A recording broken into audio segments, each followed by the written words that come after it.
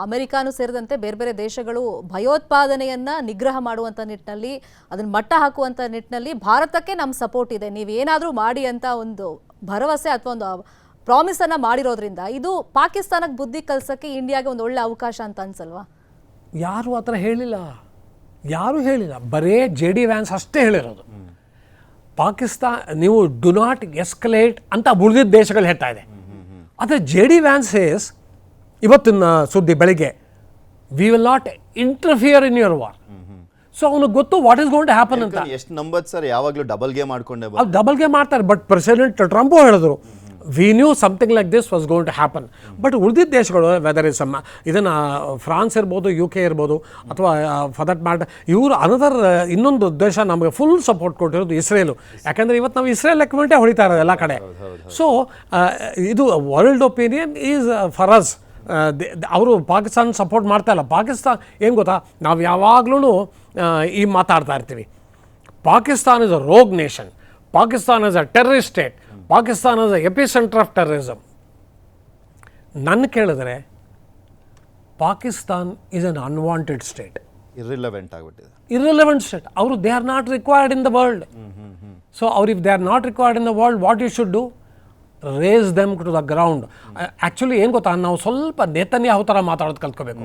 ಅವನು ಹೇಳ್ದ Hamas will be raze to the ground, ಅವ್ನು ಬಿಡಲಿಲ್ಲ. ಅವನು ಇವತ್ತು ಹೊಡಿತಾ ಇದ್ದಾನೆ ಹಮಾಸ್. ಆಕ್ಚುಲಿ ಅವರೇ ಹೇಳಿದ್ದಾರೆ, ಪಾಕಿಸ್ತಾನ ರಕ್ಷಣಾ ಸಚಿವನೇ ಹೇಳಿದ್ದಾನೆ, ನೆತನ್ಯಾಹು ತರ ಮೋದಿ ನಡ್ಕೊಳ್ತಾ ಇದ್ದಾರೆ ನಮ್ಮ ಮೇಲೆ ಅಂತ.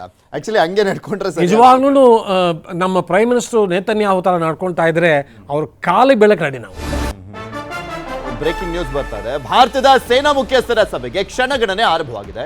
ಭಾರತದ ವಿರುದ್ಧ ಯುದ್ಧಕ್ಕೆ ಅಲ್ ಖೈದಾ ಕೂಡ ಕರೆ ಕೊಟ್ಟಿರುವಂತದ್ದು. ಭಾರತದ ವಿರುದ್ಧ ಯುದ್ಧಕ್ಕೆ, ಭಾರತದ ಮೇಲೆ ಯುದ್ಧ ಮಾಡುವ ಬೆದರಿಕೆಯನ್ನ ಹಾಕಲಾಗ್ತಾ ಇದೆ. ಅಲ್ ಖೈದಾ ಮುಖಾಂತರ ಮತ್ತೊಂದು ಉಗ್ರ ಸಂಘಟನೆ ಸುಳ್ಳು ಸುದ್ದಿಗಳ ಮೇಲೆ ನಿಗಾ ವಹಿಸಿರುವಂತದ್ದು. PIB POKಯಲ್ಲಿ ಉಗ್ರರ ನೆಲೆಗಳ ಮೇಲೆ ದಾಳಿಯ ಬೆನ್ನಲ್ಲೇ ಬೆದರಿಕೆಯನ್ನ ಹಾಕಿದೆ. ಎಲ್ಲ ಎಕ್ಸ್ಪೆಕ್ಟೆಡ್. ಭಾರತ ಯಾರೋ ಅಲ್ ಖೈದಾ ಬೆದರಿಕೆ ಹಾಕಿದ್ರು ಅನ್ನುವ ಕಾರಣಕ್ಕೋಸ್ಕರ ಸೈಲೆಂಟ್ ಆಗುತ್ತಾ? ಅಂತ ಒಂದು ದೇಶವನ್ನೇ ಎದುರಿಸ್ತಾ ಇರುವಂತಹ ಸಂದರ್ಭದಲ್ಲಿ ಒಂದು ಉಗ್ರ ಸಂಘಟನೆಯ ಬೆದರಿಕೆಗೆ ಬಗ್ಗುತ್ತಾ ಭಾರತ ಸರ್ಕಾರದ ವಿರುದ್ಧ ಅಲ್ ಖೈದಾ ವಾಗ್ದಾಳಿಯನ್ನ ಮಾಡಿದ್ದಾರೆ. ಮುಸ್ಲಿಮರ ರಕ್ಷಣೆ ನೆಪದಲ್ಲಿ ಅಲ್ ಖೈದಾ ಉದ್ದಟತನ. ಬಟ್ ಪಾಕಿಸ್ತಾನದಲ್ಲೂ ಕೂಡ ಅದೇ ಹೇಳ್ತಿರೋದು, ನಮ್ಮ ಧರ್ಮದವರು ಸಾಯ್ತಾ ಇದ್ದಾರೆ, ಅವ್ರನ್ನ ರಕ್ಷಣೆ ಮಾಡಕ್ ಆಗ್ತಿಲ್ಲ ಅಂತ ಇನ್ಫ್ಯಾಕ್ಟ್ ಕಣ್ಣೀರೆಲ್ಲ ಹಾಕ್ತಾ ಇದ್ದಾರೆ ಅಲ್ಲಿನ ಜನಪ್ರತಿನಿಧಿಗಳು. ಸರ್, ಅಲ್ ಖೈದಾ ಬೆದರಿಕೆ ಅಷ್ಟು ಸೀರಿಯಸ್ ಆಗಿ ತಗೋಬೇಕು ಅಂತ ಅನ್ಸುತ್ತೆ ಈ ಕ್ಷಣದಲ್ಲಿ? ಇಲ್ಲ, ಖಂಡಿತ ಇಲ್ಲ. ಯಾಕಂದ್ರೆ ಅಲ್ ಖೈದಾ ಡಸಂಟ್ ಎಕ್ಸಿಸ್ಟ್. ಅವ್ರನ್ನ ಪೂರ್ತಿ ನಿರ್ನಾಮ ಮಾಡಿದ್ದಾರೆ ಅಮೆರಿಕ. ಅದೇ ಒಸಾಮಾ ಬಿನ್ ಲಾದನ್ ಮಗ ಎಲ್ಲೋ ಒಂದು ಕಡೆ ತಿರ್ಗಾ ಶುರು ಮಾಡೋಕ್ಕೆ ಟ್ರೈ ಮಾಡ್ತಿದ್ದಾನೆ ಅಂತ ನಾವು ನ್ಯೂಸಲ್ಲಿ ಓದಿದ್ವಿ. ಆದರೆ ಅಲ್ ಖೈದಾ ಇಸ್ ಇರ್ರೆಲೆವೆಂಟ್.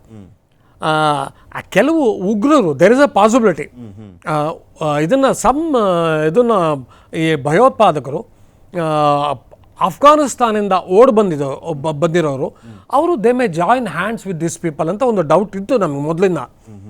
ಆಮೇಲೆ ಇವರಿಗೆ ಹಮಾಸ್ ಬಂದ್ಬಿಟ್ಟು ಭಾಳ ಬೇಕಾದಷ್ಟು ಇನ್ಪುಟ್ಸ್ ಕೊಟ್ಟು ಹೋದಂಗಿದೆ. ಆ್ಯಕ್ಚುಲಿ ಲಾಸ್ಟ್ ಇಯರ್ ಆಗಸ್ಟಲ್ಲಿ ಹಮಾಸ್ನವ್ರು ಇದ್ದರು ಅಂತ ಒಂದು ಇನ್ನೊಂದು ಕೊಟ್ಟಿರಬಹುದು.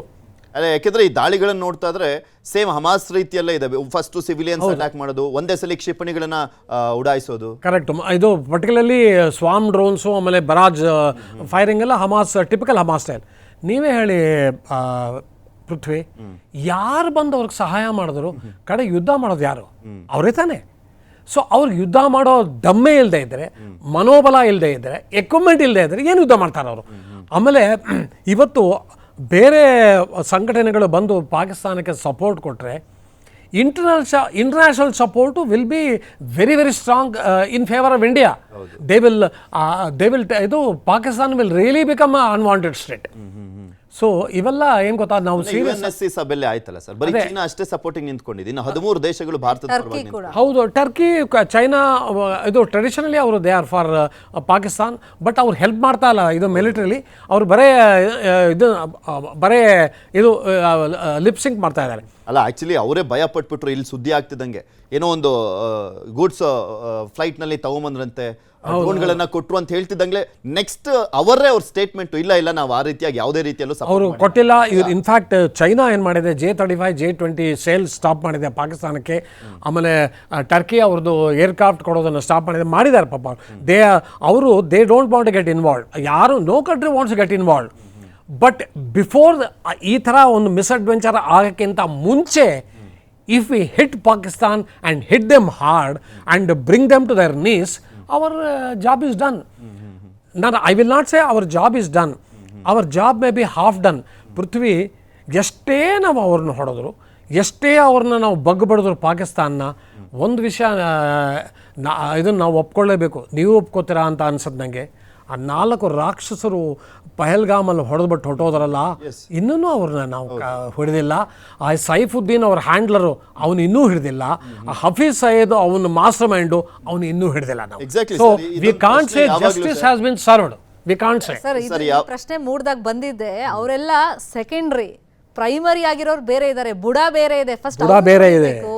Absolutely correct. ನಾವು ಈಗ 9 ಉಗ್ರ ಶಿಬಿರಗಳನ್ನ ಹೊಡೆದ್ವಿ, 21 ಕ್ಷಿಪಣಿಗಳನ್ನ ಆರಿಸಿದ್ವಿ, 24 ಸ್ಥಳಗಳನ್ನ ಚೂಸ್ ಮಾಡಿದ್ವಿ, ಅದು ಇದು ಎಲ್ಲ ಓಕೆ.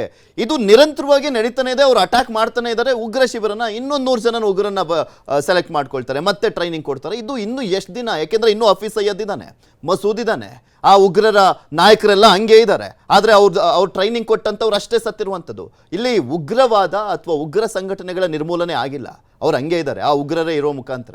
Absolutely 100% correct. ಇದೇ ಇವತ್ತಿನ ಎಲ್ಲರೂ ಮಾತಾಡ್ತಿರೋದು ಇದೇ ವಿಷಯ. ಎಲ್ಲರದು ಇದೇ ಪರ್ಸೆಪ್ಷನ್ನು. ನಾವು ಈ ಉಗ್ರ ಸಂಘಟನೆಗಳು, ಅವರ ಹ್ಯಾಂಡ್ಲರ್ಸು, ಅವರ ಮಾಸ್ಟರ್ ಮೈಂಡ್ಸ್ನ ಬುಡದಿಂದ ಕಿತ್ತು ಎಸೆಯೋ ತನಕ ಇದು ಮುಗಿಯಲ್ಲ. ಇದು ಇವತ್ತು ನಾವು ಇಲ್ಲ ಹೊಡೆದ್ಬಿಟ್ವಿ ಅಂತ ನಾವು ಸುಮ್ಮನೆ ಕೂತ್ಕೊಂಡ್ರೆ 3 ತಿಂಗಳಾದ್ಮೇಲೆ ನಾವು ಇದೇ ಥರ ಇಲ್ಲೇ ಕೂತ್ಕೊಂಡು ಮಾತಾಡ್ತಾ ಇರ್ತೀವಿ. ಇದೊಂದು ಅದೇ ಇನ್ನೊಂದು ಪಹಲ್ಗಾಮ್ ಆಗುತ್ತೆ. ಆ ಥರ ಆಗಬಾರ್ದು, ಅಮಾಯಕರು ಸಾಯಬಾರ್ದು. ಅವರು ಒಂದು ಇದಿದಲ್ಲ, ಒಂದು ಸೇಯಿಂಗ್ ಇದೆ, if you want to hit a snake, catch the snake by the head. You have to catch the snake by the head and kill the snake if you want to kill the snake. So ಅದೇ ಥರ ಮಾಡಬೇಕು. ಆಮೇಲೆ ಇನ್ನೊಂದು ಭಾಳ ಈ ಸಂದರ್ಭದಲ್ಲಿ ಒಂದು ಭಾಳ ಚೆನ್ನಾಗಿರೋ ಸ್ಟೇಟ್ಮೆಂಟ್ ಜ್ಞಾಪಕ ಬರ್ತಾ ಇದೆ. ಹಿಲರಿ ಕ್ಲಿಂಟನ್ನು ಪಾಕಿಸ್ತಾನಕ್ಕೆ ಬಂದಿದ್ದರು ಸಮ್ ಟೈಮ್ ಬ್ಯಾಕ್, ಒಂದು 7-8 ವರ್ಷಗಳ ಕೆಳಗೆ. ಪಾಕಿಸ್ತಾನ ಪ್ರೈಮ್ ಮಿನಿಸ್ಟರ್ಗೆ ಹೇಳ್ತಾರೆ, I don't know, maybe ಆಗ ನವಾಜ್ ಶರೀಫ್ ಇದ್ರು ಏನೋ ಗೊತ್ತಿಲ್ಲ, if you rear poisonous snake in your backyard, don't expect them not to bite you. So ನೀವು ನಿಮ್ಮ ಹಿತ್ತಲಲ್ಲಿ ಬಹಳ ವಿಷಸರ್ಪಗಳನ್ನು ಬೆಳೆಸಿದ್ರೆ ಅದು ಫಸ್ಟ್ ಬಂದು ಕಚ್ಚೋದು ನಿಮಗೇನೆ. ಅಲ್ಲ, ಅವ್ರ ಎಕ್ಸ್ಪೆಕ್ಟೇಷನ್ ಪಕ್ಕದ ಮನೆ ಕಚ್ಚಲಿ ಅಂತ. ಅದೇ ಅದು ಅದ್ರ ಜೊತೆಗೆ ಇಬ್ಬರನ್ನು ಕಚ್ಚೋದು. ಸೊ ಇವತ್ತು ಆಗಿರೋದು ಅವ್ರಿಗೆ ಅದೇ ಆಗಿದೆ. ಅದೇ ಬಂದು ನೋಡಿ, ಅವನು ಹೊಡ್ಕೊಂಡು ಪಾಪ ಈ ಅಮಾಯಕರನ್ನ ಹೊಡ್ಕೊಂಡು ಅವ್ರು 4 ಜನ ಎಲ್ಲೋ ಪರಾರಿ ಆಗಿದ್ದಾರೆ. ಇವತ್ತು Pakistan is fighting with us. So justice, in my opinion, is